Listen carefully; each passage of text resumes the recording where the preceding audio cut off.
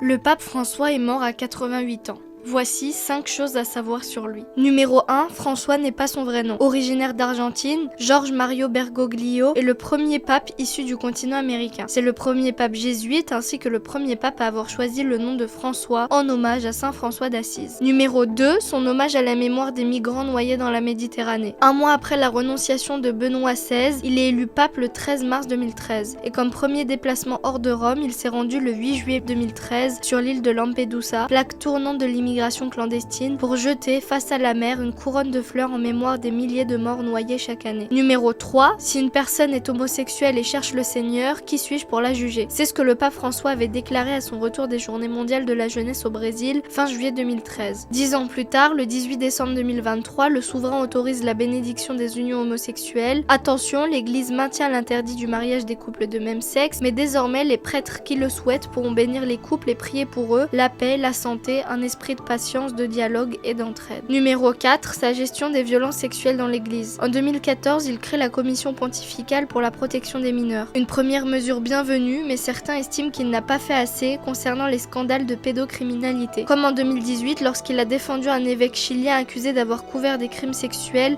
avant de faire finalement marche arrière. L'année dernière, il révèle que le Vatican avait connaissance des accusations contre l'abbé Pierre, qu'il a qualifié de terrible pécheur avant de déclarer « Le travail contre les agressions est une chose que nous devons tous faire ». Numéro 5, le pape François soutenait la solution à 2 États. Le Saint-Siège reconnaît l'État de Palestine depuis 2013 et appelle à une solution à 2 États. Aussi, le chef de l'Église avait rencontré le président de l'autorité palestinienne, Mahmoud Abbas, en décembre 2024 et avait mentionné l'importance à ce que Jérusalem, protégée par un statut spécial, puisse être un lieu de rencontre et d'amitié entre les 3 grandes religions monothéistes.